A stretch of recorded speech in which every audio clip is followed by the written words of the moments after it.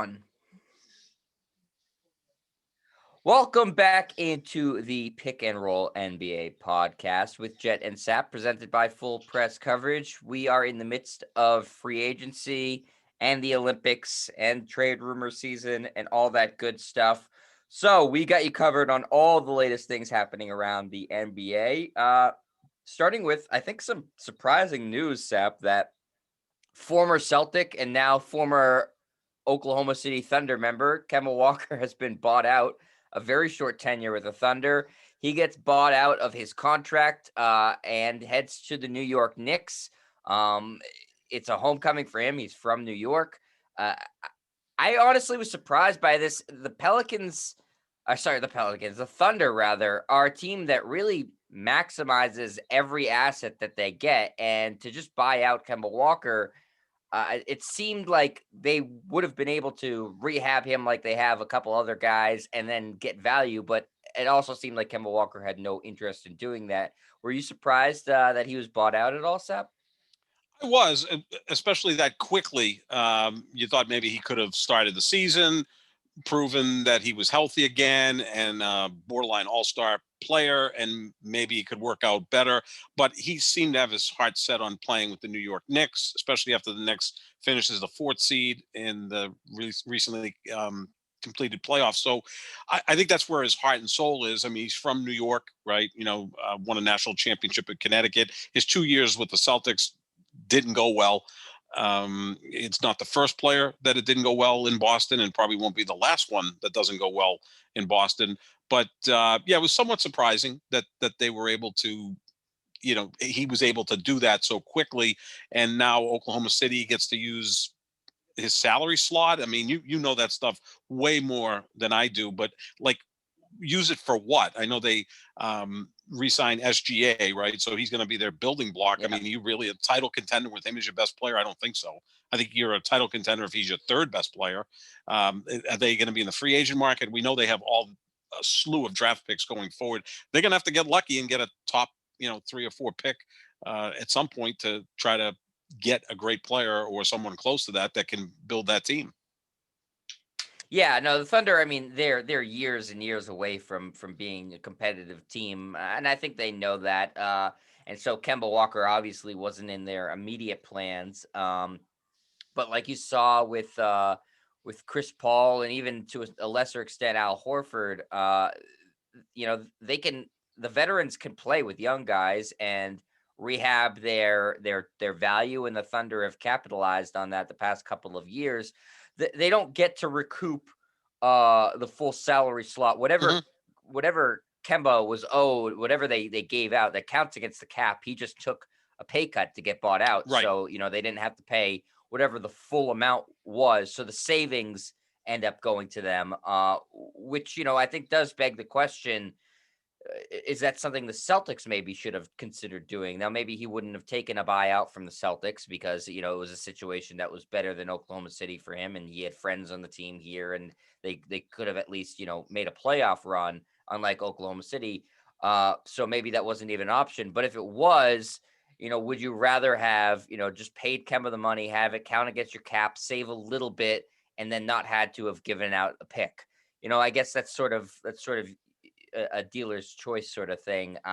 We'll see in a couple of years if that 16th pick ended up amounting to anything.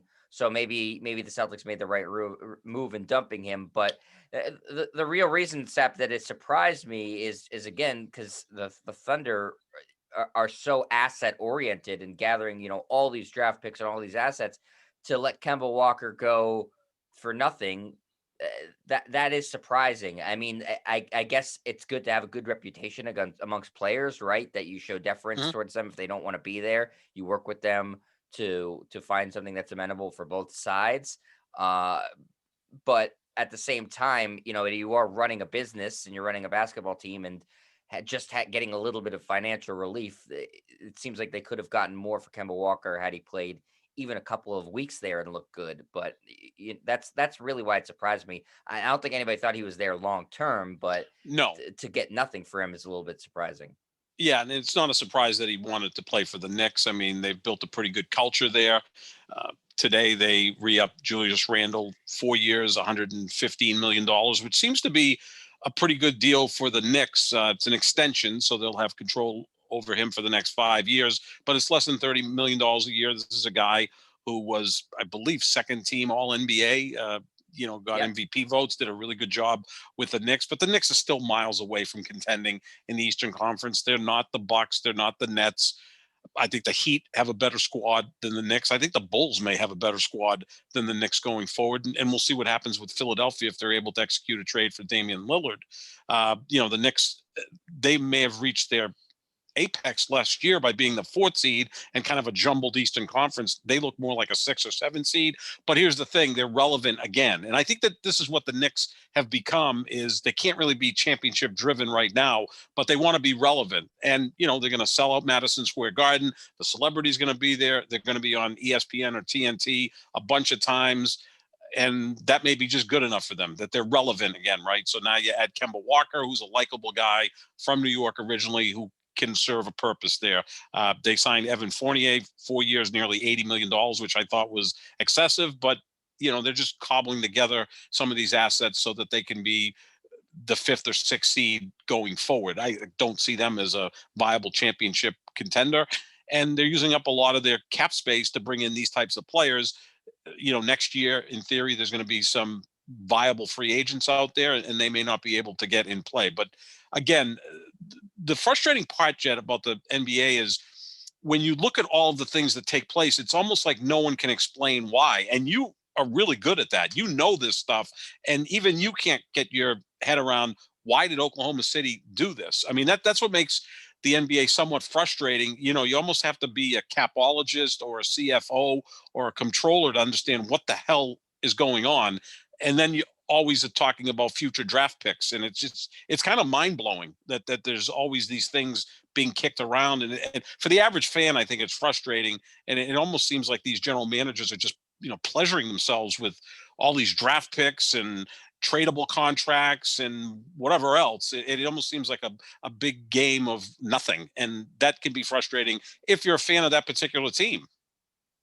Yeah, I mean, in Oklahoma City, it's a tough market because it's so small. So you're not getting free agents to really ever come there. So everything you have to do is basically via trade or the draft. So that's where their mindset is now. In the short history of the franchise being in Oklahoma City, they've been pretty good because right when they moved, they drafted Kevin Durant and Russell Westbrook the 2 years prior, and then they drafted James Harden. Right. So, they were good for a while because they had those high draft picks. And that's sort of, I think, the model they're trying to find again is they got to nail those high draft picks, have those young players under contract and see what goes from there. It's sort of the same thing I think the Pelicans are hoping to do in New Orleans, except for they seem to be kind of all over the place. I don't really, we talked about this the other day. I don't think that they have a good plan. And it seems like the writing's on the wall that Zion is gone as soon as he has a chance to leave there. But as far as Oklahoma City, like I said, it's good to have a good reputation amongst the players, but for them, does it really matter all that much? Because again, free agents are going to sign there. So really, to me, I think what this comes down to is that they're not going to be competitive for a couple of years anyways. So the ownership looks at it as, all right, well, let's just save a little bit of money here. And I think, it's a dollars and cents move for Oklahoma City. They save a little bit of money. Doesn't really help them basketball wise, but since they're not ready to compete, I don't think ownership really cares about helping them basketball wise. So I look at it as that's the reason why. And as far as the Knicks go, I think it's a great move for the Knicks. I mean, Kemba Walker is not signing. I think it's an $8 million deal, not that much Mm-hmm. money. They'll be like you said, relevant. They'll be on TV. I think that they probably max out as a second round exit team, but likely still a first round exit. I would think they'll be better than last year, but sometimes you catch lightning in a bottle and you have great chemistry. And last year they won, I believe it was one game in the first round in this. Yeah, they past lost in playoffs. 5 games to Atlanta. And I think Tom Thibodeau, as good a coach as he is, his act kind of wears thin after a while. So I think, maybe not next year, but the following year, players are just going to tune him out at some point. And, you're bringing Kemba Walker, who's not a good defensive player. Derrick Rose, not a good defensive player. Those are going to be your 2 point guards, essentially. So, they're going to have some shortcomings out there as well. But again, Kemba Walker's a fairly big name, right? Because he lit up Madison Square Garden in the Big East tournament back in 2011, a tournament that Connecticut had to win just to make it into March Yep. Madness, and then went ahead and won the national championship. That was an incredible run. Back to Oklahoma City for 1 second, Jet. Um, they had an opportunity to build a real dynasty, right? Because back to back years, they drafted Kevin Durant, Russell Westbrook, and James Harden, right? They Yeah, couldn't it's keep it's them probably together. the greatest It's got to be. drafting I mean, accomplishment that I think that I can imagine in consecutive years. yeah, because none of them were the first pick. I mean, Durant was the second pick. I think Westbrook was fourth or fifth, and Harden was fourth or fifth. I've kind of in a fog over those two, but they were both top 5 picks, but they weren't 1, 2, or 3. And you got 3 future Hall of Famers, 3 Right. MVPs. No, it's Like, incredible. it's incredible, but they didn't keep it together. So even if they go ahead and pull that off again, which is not likely, what says they keep that group together? I mean, they got very little back in return for James Harden. They got nothing back in return for Kevin Durant, and they got very little in return. I mean, a slew of draft picks for Russell Westbrook. So, I mean, if I'm an Oklahoma City Thunder fan, I'm like, man, we had 3 great players here. We made it to the finals in 2011, and you couldn't keep it together over money. I mean, you should have made it work, and they weren't able to. I would lose total interest if I'm a fan of the Oklahoma City Thunder. Yeah, I mean, that's the problem with having that tiny market. And when they moved from Right. Seattle to Oklahoma City, I think a lot of people foresaw that becoming a problem. And had they remained in Seattle, I mean, obviously that's speculation. It's a bigger city Mhm. with a larger African American population, and just a more of a basketball culture there. Perhaps they keep it together, and perhaps Yep. they rip off a couple of championships. So at the time, it seemed foolish to move from Seattle, which was an established market with great fans and stuff like that, and go to Oklahoma City. And it worked like gangbusters at first because they had these great players. But now that they're going to be in this perpetual rebuilding thing, I think you'll see the real dangers of having such a small market team. It's going to take them a long time to be able to build back something, and there's no guarantee that they do. So I do think that that move all these years later is going to come back to haunt Oklahoma City, as sometimes karma does get you, not immediately, but years later. That's sort of what happens. And Sap, so in talking about the Knicks, eh, are they trying to do somewhat like emulate what the Nets did and become more of a stable franchise, and then attract some big free agents because of the stability, and then try to roll from there? Do you think that's the path they're following? Because if it is the path, they've missed one key cog, which is to make sure you have cap space available. Right. That's the thing. I remember, was it 3 years ago they decided to sign like 7 power forwards? Seemed like they just Yes, continually signed one of power them worked forwards. out. Randall Yeah, worked out Julius great. Randle's So been outstanding, but they also didn't they sign Bobby Portis, and he went and ended up winning a championship they with Milwaukee, right? So they signed. it, You're right. They signed like 5 or 6 of them, and it was it crazy. was crazy. It was crazy. I mean, you watch the Major League Baseball draft and you see teams draft shortstops, but that makes sense because you can move a shortstop to third base or to the outfield or wherever else. I mean, if you can play shortstop, you can play pretty much every other position. In basketball, okay, they're power forwards and they've already played in the NBA, so they're kind of their skill set may be somewhat limited. Although, as you said, Julius Randle had an incredible year last year. I mean, he averaged over 6 assists a game, double digit rebounds, around 24, 25 points per game. He was a viable MVP candidate. So, Yep. yeah, that's the only thing missing is they don't have the cap space.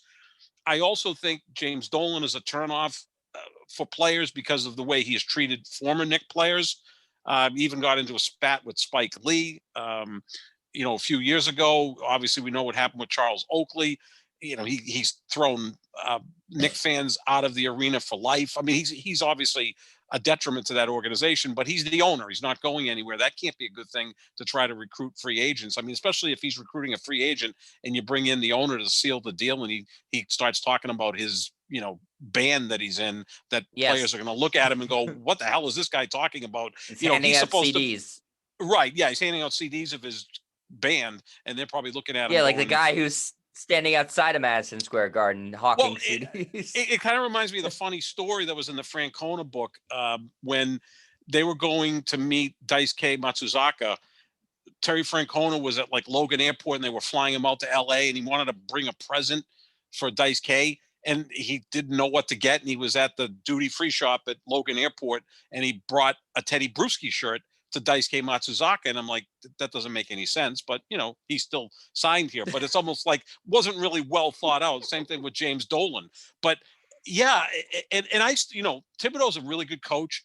A free agent's going to knock down the door to go play for Tom Thibodeau. So, I mean, okay, maybe Jimmy Butler and that type of hard ass would, but if Kevin Durant's a free agent at the end of next year and says, you know what, I'm just going to move from Brooklyn to Manhattan, but I'm going to play for Tom Thibodeau, like that's not going to work. And he's a brilliant coach, but he's also in some way, Buck Showalter. He's like the guy before the guy. Like maybe he Yeah. creates the culture, and then when it's time to move on and get real players, that he's going to have to be gone. It just happened in Brooklyn. Kenny Atkinson Right. built the Yeah. culture, and then Yep. those guys ousted him. And now it's Mhm. Steve Nash, who they can Yeah. probably just walk all over. Yeah. Yeah, I mean, that's why I heard Stephen A. Smith say last week, I don't ask me how I know this, but I know this Dame Lillard, his top pick is going to the Knicks, and he wants to, recruit free agents there. And that's, that's all well and good, but I don't really believe Dame Lillard's top pick is the Knicks, because why would he want to go from a franchise in Portland that's been, stable but not good enough to win a championship to a franchise that's unstable and not good enough Right. to win a championship? It doesn't make any sense. He would want to go to a team that's an immediate contender, not try to build something back up. He's already trying to do that in Portland. He wants to be in a situation that's ready to go, ready made right now. So I don't really, that really took me off guard. Stephen A. Smith saying, the Knicks are his top choice. That doesn't make any sense. No, it doesn't. And then we hear what Philadelphia did by hiring Phil Beckner, who was an assistant coach at Weber State when Dame Lillard played there, and has been a personal trainer, kind of a shot doctor, whatever, for Dame Lillard the last decade. Is very close with Dame Lillard, and Philadelphia went out and hired him as a coaching consultant, which would lead you to believe that Philadelphia is trying to make the smart move to put someone in place who Dame Lillard feels comfortable with. So now, Right. the balls could be in motion for that type of thing. And obviously, what do the Knicks have to offer Portland? Is it future draft picks? I mean, they're good enough that they're probably going to make the playoffs, so they're not going to be in the lottery. Those picks aren't going to be all that good, and future draft picks are going to be really worthless if Dame Lillard is now on the Knicks and they're a contending team. Philadelphia has the best package to offer Portland, right? Because Ben Simmons, and other assets. So that's still, I think, well, let's in talk play. about that, Sep. The Ben Simmons aspect, the Portland. We've been talking about this for months. We've been on it for months about Portland is the most logical trade destination for Ben Simmons and a Dame Lillard sort of swap. Here's the problem, though, that's going on right now. Every day, Ben Simmons is continuing to torpedo his value. You're getting all these reports. He will not pick up the phone call from the Sixers. He's not working out with the Sixers. All the communication is now coming from his agent, Rich Paul, who's not the most beloved figure amongst NBA front office circles in the league. So not only did he have a horrible playoffs, and does he have these holes in his game that was really being picked apart, but now he's coming across as kind of a diva, non-communicative. If he wants to move, which clearly he does, he's going about it the complete wrong way, because every day he continues to do this, his value is getting worse and worse. And the Blazers are going to go, do we even want to necessarily deal with this guy who, shuts down completely and is unwilling to work on his game, decided to not even play for Team Australia, who put up a valiant effort against Team USA, which we're going to talk about in a little bit, in the Olympics last night. And, is just doing all of his communication through this agent that we don't like already. I don't know that, the Sixers are going to have the easiest time moving him. He's making it really difficult. No, I mean, we'll talk about another diva who happens to be my favorite football player, Aaron Rodgers. And we know for most of the offseason, we heard the rumors that he wasn't going to go back to Green Bay and he wanted to get traded, although he never said those things. But, people that were used in the media to kind of get his message out talked about that, including Adam Schefter on draft night back in April. But here's the thing: as much as a diva as Aaron Rodgers was during the offseason, he at least spoke with Mark Murphy, the president of the Packers, Brian Gutekunst, the general manager of the Packers, and Matt LaFleur, the head coach of the Packers. Well, and he's He coming met off an with them. MVP, Sap. He's the best at what he does, right? And he's worth being a pain in the ass, right? I mean, like, there's Right. what he's in the discussion with Mahomes and Brady as the three best quarterbacks in football, and yeah, he's won 3 MVPs, he's won a Super Bowl, he's an all-time great. Ben Simmons, in that postseason series against Philadelphia, felt like a niche player. Like Rodgers just has had leverage because he won MVP. He was the best player in the league last year. Ben Simmons is coming off arguably the worst stretch in his career. Right, and at least Rodgers spoke to the president, general manager, and coach. They don't have an owner, but at least he had some communication with them. Now, he may have thrown them all out of his house in Southern California. I don't know. But Ben Simmons isn't even picking up the phone. That's damn frustrating. He's torpedoing his whole value. Like, if you're Portland, like, okay, we're going to trade the most popular player in franchise history for this guy, and there'll be other parts involved there. I don't think it's going to be a 1-for-1 deal because Dame has established himself. Dame's established himself as a top 10, top 15 player in the league easily. Sure, Ben top Simmons, 10, I would say. Yeah. Top 10, he's right there. Ben, it could be if he, looked like he gave a fuck about basketball.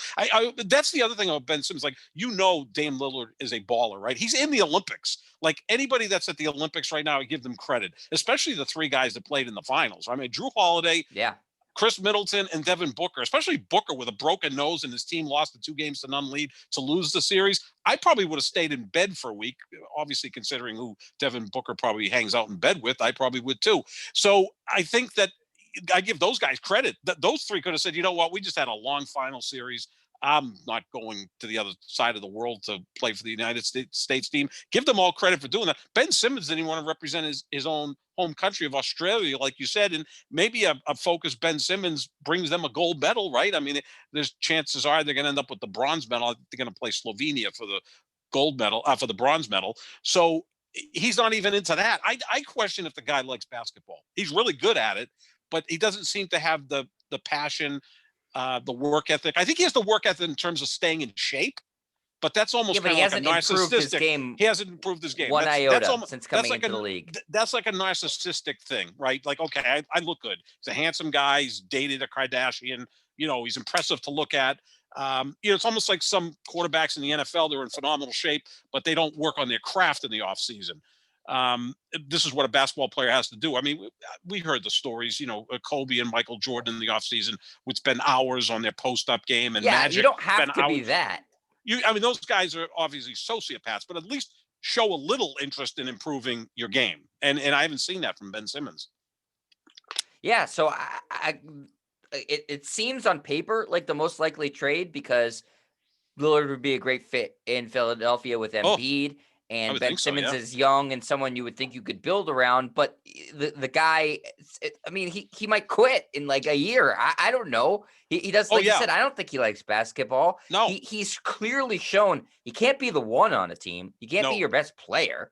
And that was what the hope was with him being drafted number 1 overall, that he could be, sort of like a LeBron James, Magic Johnson type, this gigantic point guard. Right. We're bagging on him, and he deserves to be ripped. Absolutely.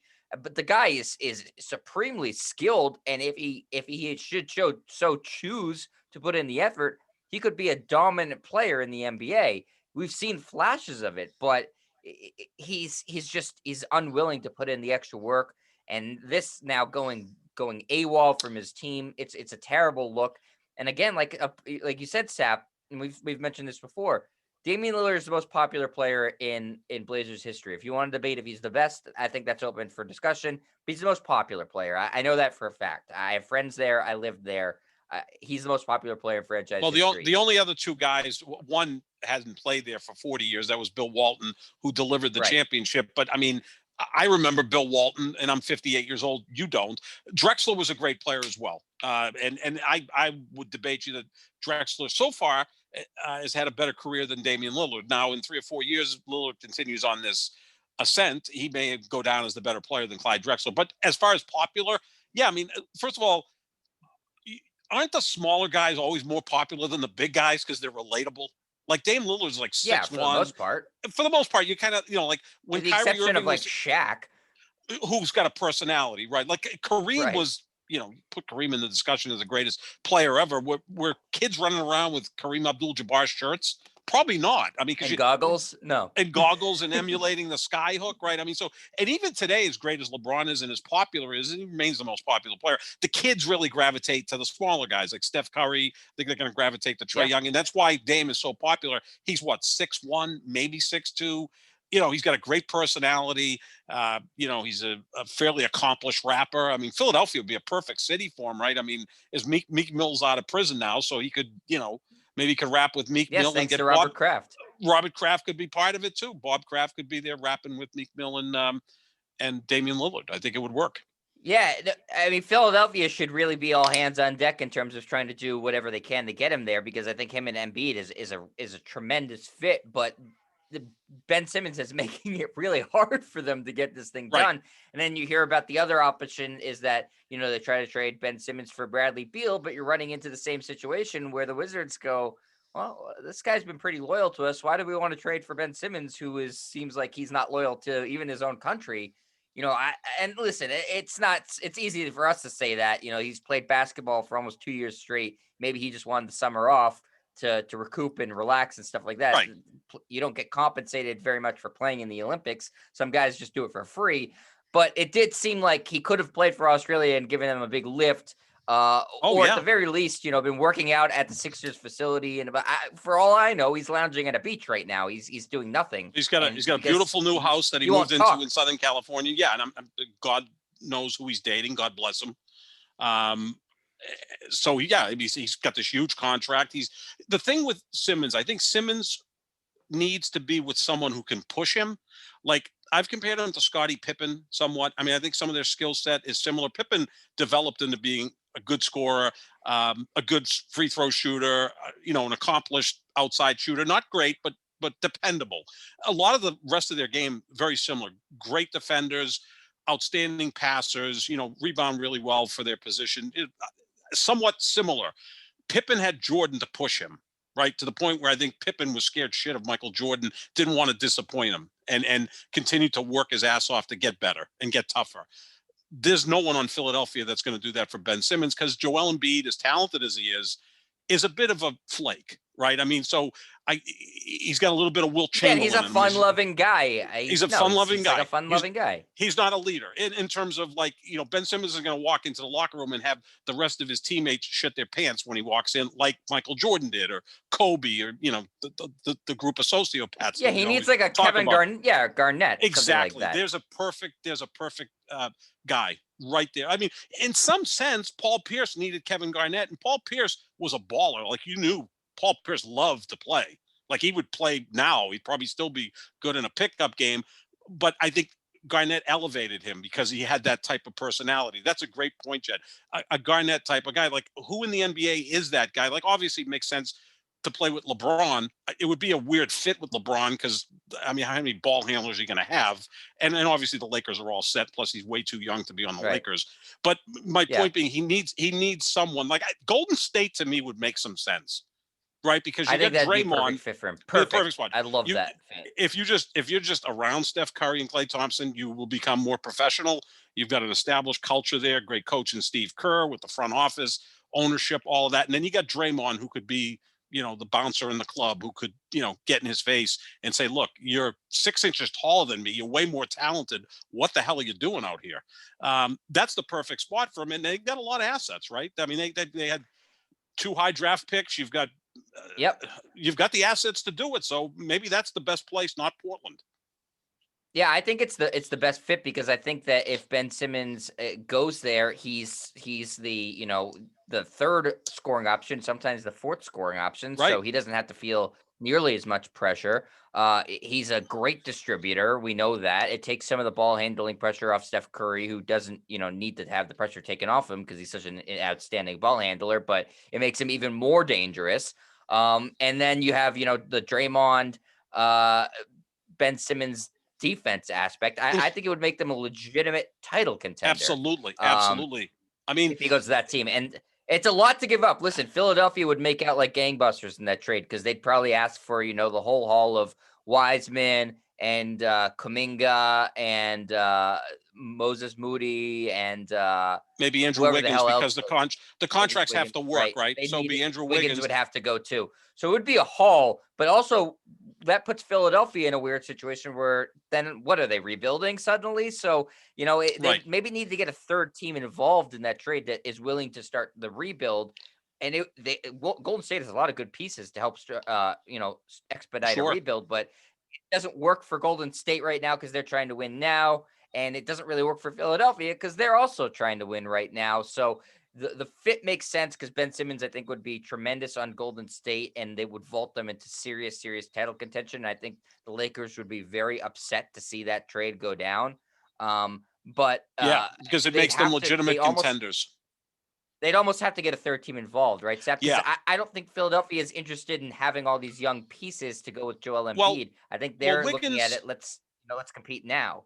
Well, Wiggins played with Embiid at Kansas. I don't know what their relationship was or is. He's Right. a solid player. He's not an all-star caliber player, but he's become a good 3-and-D guy, right? A nice piece on a Yeah, contending he's team. fine. He's solid. Wiseman, now you've added a big guy, which works in Philadelphia because Embiid likes being a mid-range shooter. He's a phenomenal mid-range shooter. He doesn't have to play in the low blocks like Shaq or Kareem Abdul-Jabbar. He likes facing the basket. So Wiseman could be someone that could kind of fit in with him. And then you've got two very young players. Again, that makes it look like Philadelphia is still contending but rebuilding at the same time. I know that sounds weird to say that, but yeah, because Yeah, but how with long until Wiseman's ready to actually right. contribute to winning basketball? And of course, Embiid, he's always a factor because of his health. Like I don't know, I Yeah. don't picture Joel Embiid exactly, approaching games played in his career a la Robert Parrish or Kareem Abdul-Jabbar. I don't see that happening. So that's obviously another issue. Plus, Simmons would be perfect in Northern California, and I'm not trying to put everybody into stereotypes. Philadelphia is a blue collar, that's why they loved Allen Iverson, right? Because Allen Iverson bust his ass every moment on the court. He was tough, 5'10", maybe 160 pounds, maybe got tossed around like a rag doll every time he went to the basket and bounced up. They loved him because he was that tough. Ben Simmons ain't that, but in Northern California, that may work. So even for the dynamic of it off the court, Ben Simmons to Golden State makes the most sense. Yeah, and I think Golden State, they're a pretty smart franchise, and I would hope that they would realize that even with Klay Thompson coming back, say he's 100%, he's not going to be, but say he is, Mhm. the age, the time that's passed between him and Curry and Draymond playing together and being in their primes. Curry's still in his prime. Draymond's not anymore. No, I don't think that they, as currently constituted, are a title contender. Will no, they be better than last year? Yeah, of course they will. But if you add Ben Simmons to that core, then you're a title contender. So I would think that they would look at the ages of their players and what they want to do and say, hey, we have a window here of probably like 3 years with Curry now to try to win another championship or two. Ben Simmons puts us in that position and then give up maybe what would be a very rich package of young players. We'll see. I agree with you. I think it's the best fit. I think it's something that may need to have, again, a third team involved because I don't know what Philadelphia really is looking for in return for Ben Simmons. could Obviously, they would love to do just a Lillard for Simmons swap, but that's just not going to happen. So they have to get a little more creative. yeah, maybe you get Portland or Washington involved because they have star players in Lillard and Beal. So maybe that works. And then the contracts kind of match up. So there's a lot. I mean, we're just in the start of free agency. A lot's happened, but a lot still will happen. There'll be moves made because I can't see Ben Simmons going back to Philadelphia. His best teammate or best player on his team. I wouldn't call him his best teammate because I don't think they really like each other, but Embiid threw him under the bus after the game 7 loss to Atlanta, and the coach did too. So, and he seems like a guy who doesn't really care about basketball, but and the fans, he just doesn't fit in Philadelphia. Like Embiid kind of fits in Philadelphia because he's quirky, so he's got kind of this personality. But the fans would turn on him quickly too. I'm sure there's a bunch of fans that aren't pleased that Embiid isn't always in the best of shape. I mean, you think Boston is a rough sports city. Philadelphia is way worse. I mean, they will just crucify you. They love tough guys, and that's why they loved Iverson. And that's why they were great fans of the Philadelphia Flyers. And when that team won Stanley Cups back in the '70s, they were physical, tough, fighting teams. They like that. Yeah, Ben and hasn't Simmons and doesn't fit Simmons has in. sort of been a Oh my! shield for Embiid in some ways, right? Exactly, exactly. Yeah, that's a great point, Jeff. Maybe Embiid should just make sure that he comes back and they work together because if you're getting mad at Ben Simmons, you don't have time to get mad at Joel Embiid because if Simmons is gone and it doesn't work out, this is all going to fall on Embiid because by his comments after Game 7, you would think that he wants him out of there. It's a mess there in Philadelphia. The process obviously has not worked the way it was intended. Yeah, so I mean, we'll see what happens with Simmons. I agree with you. I don't think he's going back to Philadelphia. I mean, he won't even talk to them. So it seems like that's very unlikely to happen. But it's not as simple of a trade as it was, prior to the postseason and now prior to this offseason where he's just torpedoed his value further. He's made it much more complicated for them. Yep. So we'll have to see what happens there. Similar to, not similar, but same vein, Bradley Beal. We don't know what's going on there. Yeah. There's some rumors that he might request a trade. He's a free agent next year. There's also rumors that he really loves Spencer Dinwiddie, who they just signed for 3 years, I think $60 million, and that he's happy with Dinwiddie. So I don't really know what to make of that situation, Sap. So we'll have to keep an eye on that one as well. Mm-hmm. Do you want to talk about your guy Sure. LeBron? Absolutely. Why it All would right. not be a pick and roll NBA podcast Without LeBron, without right? talking about LeBron. I mean, there's and a Aaron Rodgers reference somehow. I wedged him in too. Or usually a Kevin Durant feud, but he's too busy at the Olympics right now carrying Team USA to be feuding with anybody. Or in my case, a reference that he is the greatest scorer the sport's ever seen, which I think he's proving at the Olympic Games when really no one's really helping him, and he's got his team playing in the gold medal game. Yeah, we'll finish off the show talking about the Olympics and U.S. Going for the gold in a day. But let's talk about this LeBron tweet that he has since deleted. He tweeted this out the other day, Sap. Keep talking about my squad, our personal ages, the way they play. We're past our time in this league, et cetera, et cetera, et cetera. Do me a favor, please. And I mean, please, prayer hands emoji. Keep that same narrative energy when it begins. That's all I ask. Hashtag thank you. And then the crown emoji. And he deleted that. Sap. This is the ultimate straw man of straw man arguments and why I think he deleted it.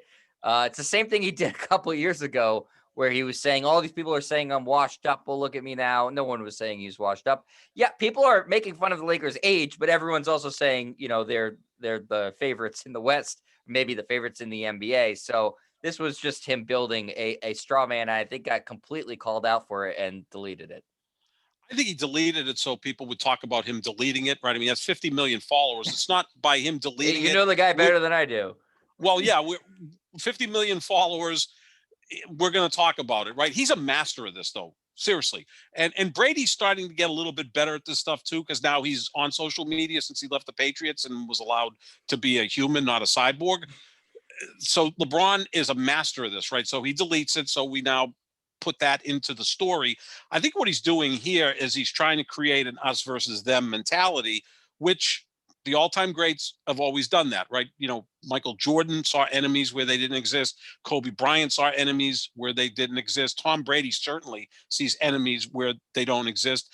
LeBron's a little different than them. I've always called those three guys sociopaths. LeBron's not, but I think he's trying to learn to build that us versus them mentality. So he's just covering his guys' asses by saying, look, everyone thinks we're old, which we all admit they're old. We had all the jokes out in the last podcast that, they've got 5 guys that could run for president of the United States and 3 more guys that could run for the U.S. Senate. They're calling them the Golden Boys, whatever the case may be. I mean, like Russell Westbrook is I believe, 8th oldest guy on the team, and he's 32 and he's been around forever, right? The only guy really in their prime on the Lakers right now is Anthony Davis, who's not very durable. But I think he's putting this out there, LeBron, to just show his teammates, I've got it. And he puts the pressure on himself so that those guys can go play basketball.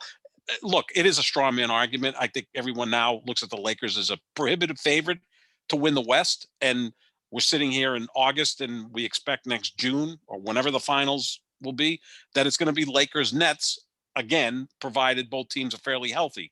Yeah, it's a straw man argument that he's created here. He does it a lot, but I think he does it somewhat to motivate himself, but also to kind of show that he's got his teams back, and that, while everyone is saying they're old, he has confidence in them that they're going to band together and win a championship. Yeah, that's the thing though, Sep, is that of course everybody was joking about how old they were, and he was bringing that up. But then the second part is, okay, well, they were also really, really good. Right. And like I said, the prohibitive favorites. So, that tweet was missing that whole aspect of it too. And even if they do win the whole thing, people are going to still say, "Oh, wow, this is the oldest team to win it," or something like that. Right. It's not that they're saying they can't win it because they're old. They're just pointing out a fact. They're old.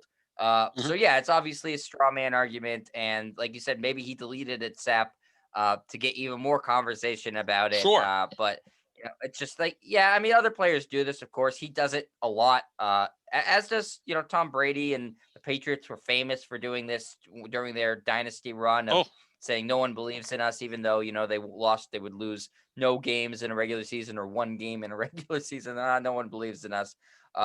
And so, it's whatever gets you motivated.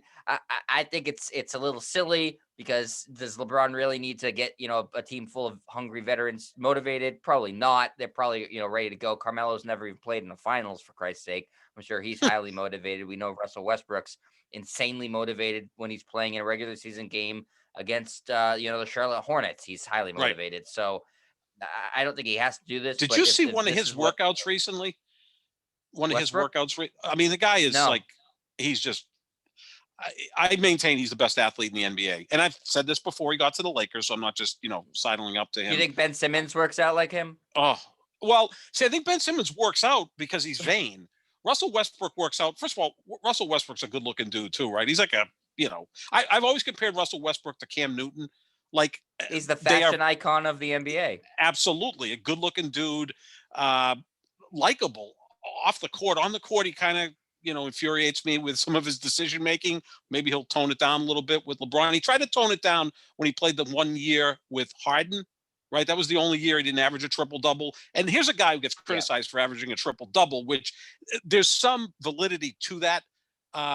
He's fighting his own teammates for rebounds. Like, on a missed free throw shot, let your big guy get a rebound. Maybe instead of 11 rebounds, he gets 12 or 13 for the game, the big guy. And that's kind of what the big guys want, is rebounds. But he plays his ass off. So he's so motivated and competitive that you do like that. But yeah, as far as working out, I mean, the guy, I maintain you put him in the NFL, he'd be a hell of a wide receiver, a cornerback.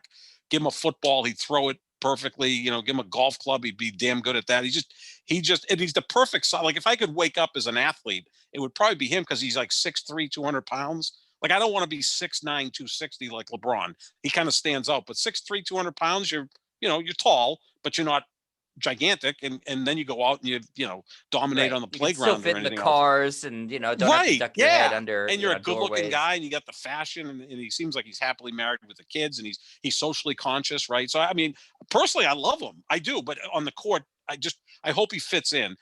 LeBron's going to have to adapt, but that's the right guy to adapt. But back to the tweet that LeBron since deleted. Yeah, I mean, it's not like we were all going to miss this when he deleted it. It was out there. And also, it's kind of like the Rodney Harrison vibe. I remember going into the 2005 season, the Patriots came off the back-to-back Super Bowl wins, Jed. They were 34-4 over a 2-year period, won back-to-back Super Bowls, and he's talking about no one believes in us. But that's how he got himself motivated and tried to get his team motivated. It's an old trick. The Celtics did it with our back. Everybody does it. So I get it. And LeBron did it, like I said, 2 years ago, right? Where kept using to say, everybody saying, "I'm washed. I'm washed." Washed king. Well, no one said that. Yep. Everybody said you were the best player in the NBA still. Maybe he only listens to Skip Bayless, and whenever Skip Bayless says something, he reacts to it. He doesn't listen to anybody else.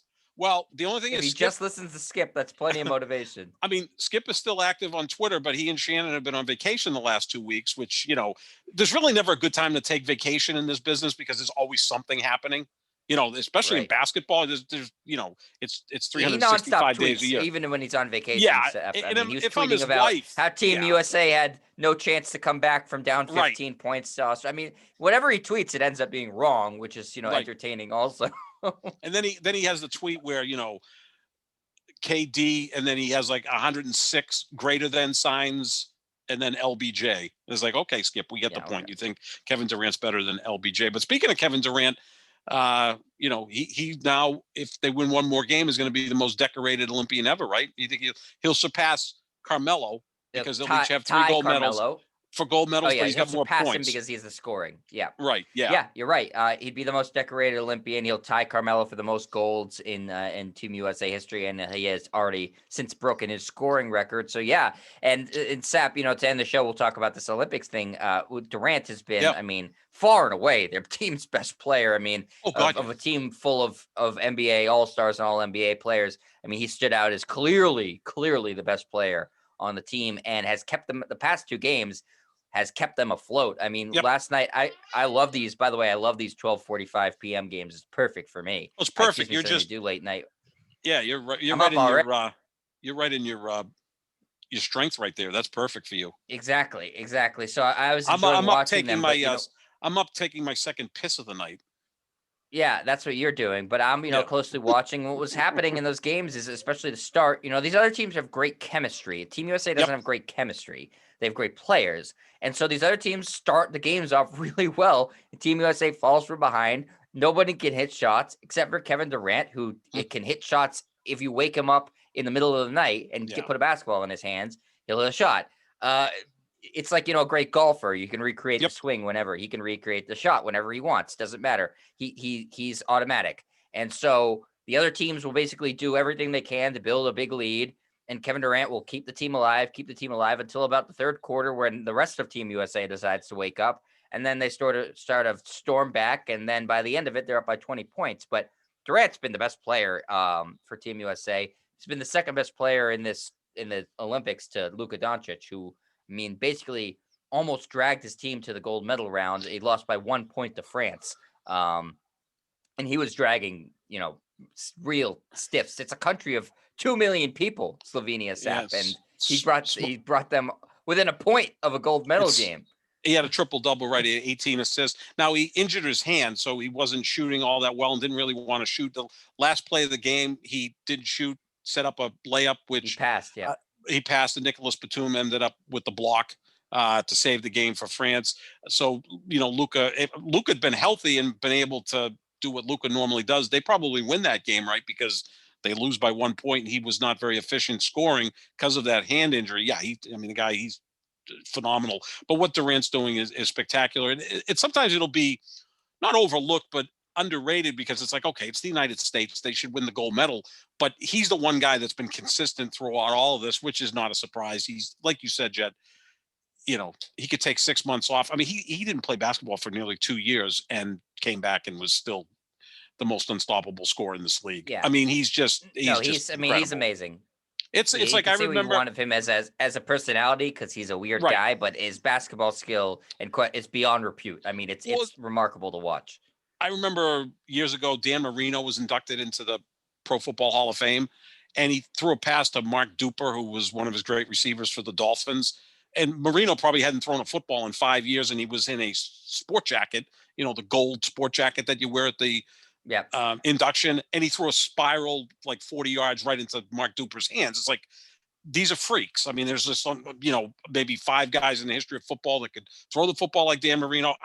I've said this to the point where I'm going to have this on my tombstone. There's never been a player like Kevin Durant. I don't really know of any player in the history of the sport who's that much of an elite shooter and an elite scorer. Normally, you're one or the other. Like Jordan was an elite scorer, but not necessarily an elite shooter. Kobe, the same thing.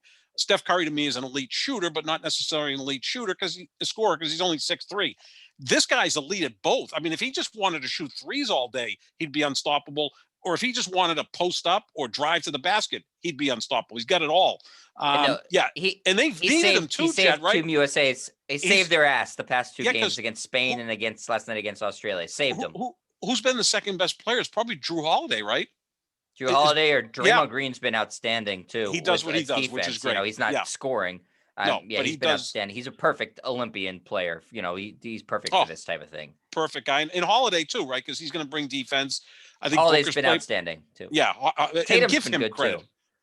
You think now that's Tatum. I know he's still frustrating. I always expect more from him, but so be it. And I know Devin Booker's wearing a headband, which I don't like. You know, good looking dude like that Yep. doesn't need to wear a headband. But no, I give Booker, Middleton, and Holiday a ton of credit. They could have all just bowed out of this. And even Durant, I mean, he Sure. lost in round 2 coming off the injuries, you know, a heartbreaking loss to the Bucks in the second round. And look, the one thing I'll give Kevin Durant credit for, he loves playing basketball. He's like the complete opposite of Ben Simmons. I don't know if Durant works on his body much in the offseason. It doesn't look it, but he doesn't have to. He has the Doesn't right matter. metabolism. Yeah. He's never going to put a pound on. I hate those guys. But as far as his game, he just loves playing basketball. He's kind of in a Paul Pierce way. Like, I think, you know, at 50 years old, Durant will probably just be out there, you know, hey, is there a game in town I want to play?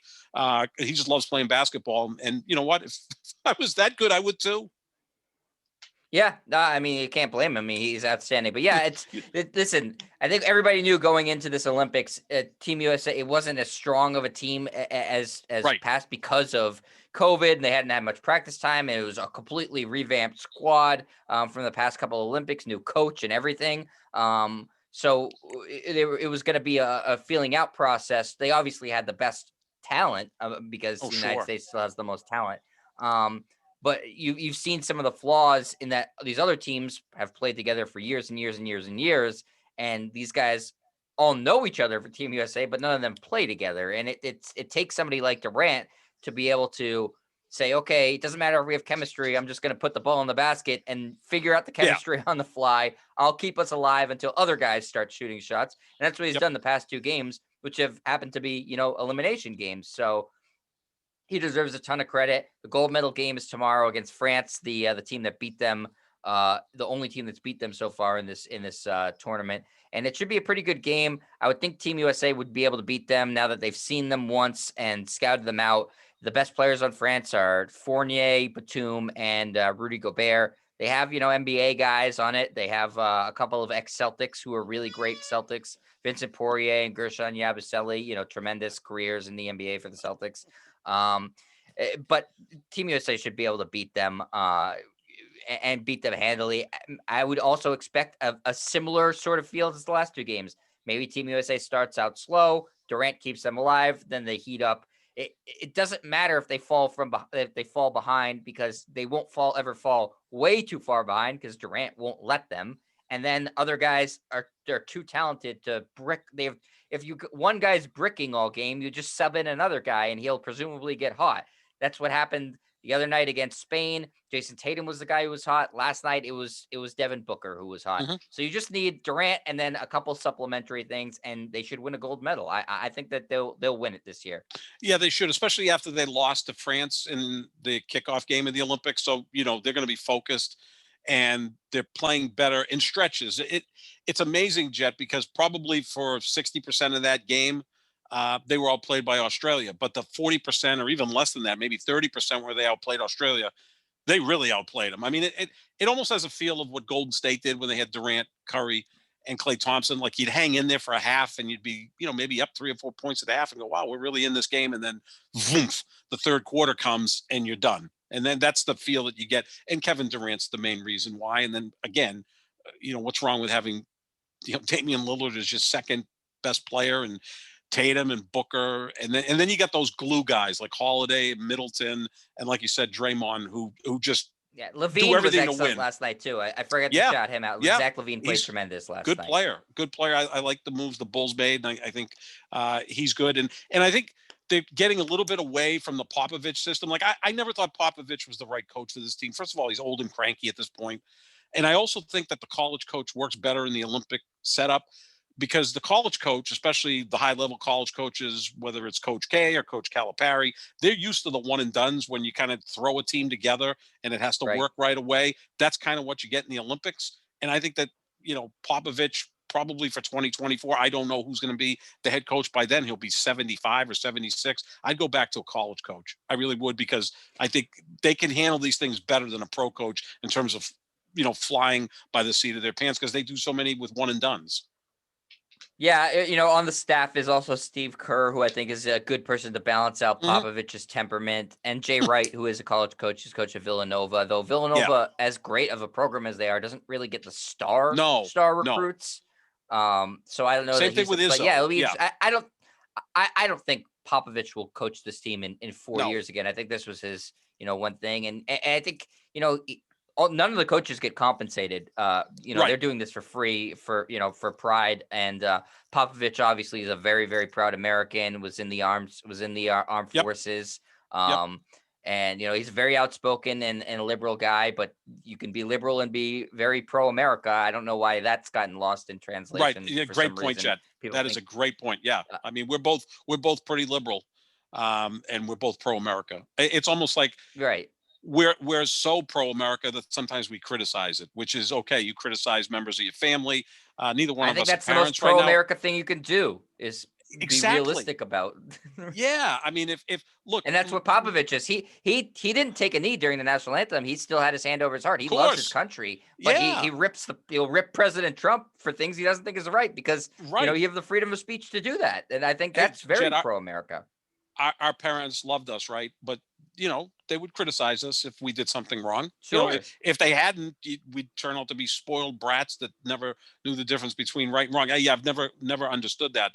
I think Calipari would be a great choice because Calipari's Yep. he's a great recruiter, which in Oh some yeah. sense you probably have to recruit a little bit to do this, but also he's really good at you put these one and done guys together for 1 year and he gets the most out of them. I think he'd Players be a love him fantastic. too. Love him. Players love him, and like half the league is Kentucky players. Like if Calipari's Oh yeah. coaching, that Booker's going, or maybe Carl Anthony Towns going. Although maybe you don't want Carl Anthony Davis. Towns Yeah. going. Yeah, so you get exactly Anthony Davis may show up again. Durant's gonna probably play again because he just likes playing basketball. So Yeah. I think he might. Calipari, I would think Patino maybe not as much. Patino also did he not Not coach? anymore. Not anymore. He's a little older. I still maintain though that Rick Pitino is the best X and O coach in college basketball. And I've talked Maybe. to Yeah. I've talked to you remember Tom Keegan, our good friend who was with us at the Yeah. Boston Yeah. Herald, Sure. and I've talked to him on many times. In fact, we hopefully will start up the get off my lawn podcast soon when I figure out how to handle the technical aspect of it because I'm really good at that stuff. But he's very close with Bill Self, who's the coach at Kansas. And Bill Yeah. and I text one time that with Tom, I said I think Patino. This was during the tournament. I think Patino's the best X and O college coach in basketball, and he said, who would agree with you is Bill Self, and Bill Self's an outstanding coach. I think Patino's the best X and O coach in college basketball, but I think Calipari's like the best salesman, best recruiter. Coach K's kind of a little bit of both. And he's going to be retiring after next year. But I think Right. Izzo, and Wright are both great coaches, but they don't get the star recruits all the time. And you see a lot of those. They're built on culture and players staying there 2 or 3 years. Like I'm surprised you never was. I mean, obviously you went to Oregon, so you have to be an Oregon fan. I'm surprised you never became a Michigan State fan. That's like the perfect team for you. I did As far I really yeah. like Michigan State. I mean, I did, growing up, I really liked them too. I mean, Larry Nassar, I notwithstanding, and some of the crazy stuff no, that's no, happened but there, it's kind of I turned like away. their But basketball program. Like oh yeah, Mateen Cleaves was oh god, fantastic, yeah, back in the Draymond, late '90s, early 2000s. Draymond, sure, they've had Zach Randolph. They've had a yeah, bunch of they really players that I liked a lot. no, they have all those guys. I mean, like I'm surprised Marcus Smart didn't end up there. Like that would have been I mean, with Oklahoma State, which is a very Yeah, viable program as well, but he would have been the perfect Michigan State. I mean, they practice like a football team. But that would be my choice. Would be Calipari. And look, Pop to me is one of the greatest coaches in the history of the sport without question. And he's kind of facing a little pushback now, a la Belichick. Because it's like, well, what did Pop win without Duncan? Like, what has Belichick won without Brady? But I mean, right. name me a coach that won without someone. Like like Red Auerbach wasn't winning championships till Bill Russell showed up. No, it's a It's a player's sport. symbiotic relationship. Yeah, you're never going to Yep. win without any talent, and Yep. talent, for the most part, isn't going to win without solid coaching. You need Right. both. And obviously in football, it's a little bit more important to have the Sure. coaching than basketball, but it's still important in basketball. It rears its head a lot in the playoffs, is where you see Yes. the Yep. coaching. So And so we'll see. But yeah, Team USA goes for gold tomorrow, 10:30 p.m. Eastern against France. Hopefully they get the job done. I don't think that the Team USA would like to have to hear about France beating them twice in the same tournament for the next couple of years. And a silver medal will be meaningless to those Well, guys on Team USA. yeah, They are not there for that. no, no, Like if Slovenia wins the bronze or Australia, it'll be the first time either of those countries have medaled right, and they're playing for the bronze. They'll be thrilled with a bronze. Thrilled. sure, Team USA will throw the silver medals in the trash. I mean, that's what it means to those players. I mean, it's unfortunate that it's that's the situation, but when you're having the best players in the world congregated on one team, you're expected to win gold. So we'll see what happens, Sap. And I think that's going to do it for us.